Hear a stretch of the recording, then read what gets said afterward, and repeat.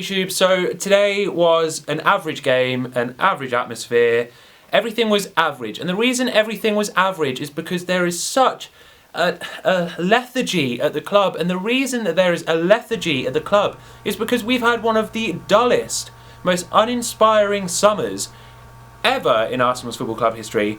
And we see from last season how difficult it was to reach fourth. So going in to try and qualify for the Champions League, knowing we're not going to probably do very well in it with the squad we've got now, no wonder that half the stadium was empty. If we'd got a Luis Suarez playing in that game because he was cut because he couldn't play in the other matches but could play in the Champions League, if we had a Luis Suarez making his debut in that game at the Emirates, that would be a full stadium.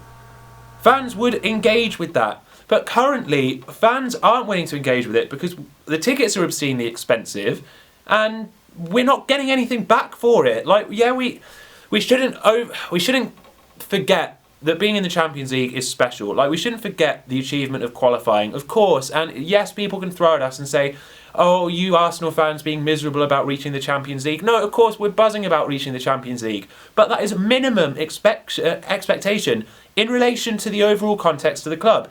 Second highest paid manager in the league, highest ticket prices in the world, and highest paid CEO in the league. Like, it doesn't add up. So the lethargy from the club and from the fans is because of the transfer situation, or lack of transfer situation. Now we've reached the Champions League, there is no excuse but tomorrow go and buy players. Because we've got the Champions League as a carrot to wave in front of players. We've got no excuse not to now. The only reason or the only defence of Arsenal potentially still having a plan is they were waiting for qualification. If nothing happens tomorrow, clearly there was no plan. In terms of tonight's game, Ramsey, play him in the middle, outstanding. More important than Wilshere for me, but comment down below how you think Wilshere is doing. And then you've got Santi Cazorla. He is phenomenal. Like, Wenger hasn't got many buys correct recently, but he got that spot on. He was a bargain. Santi Cazorla is sensational. In the middle, not on the wing. But that brings us to Szczesny.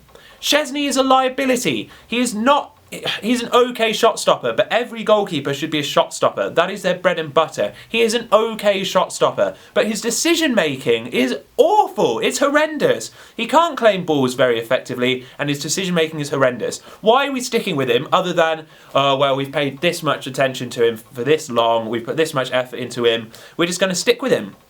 You don't pay the highest season ticket prices in the world to just stick with someone blind faith. Like, that's not how a football club should operate. We need a new goalkeeper. Get Begovic in. He's a far superior goalkeeper. He's more commanding. He hasn't got the same attitude that Szczesny's clearly got. Why are we not getting him in? The only possible reason is because we're resting on our laurels because we've already got Szczesny in place. That's not a way to operate a football club. And it's just another example of why Wenger is a liability.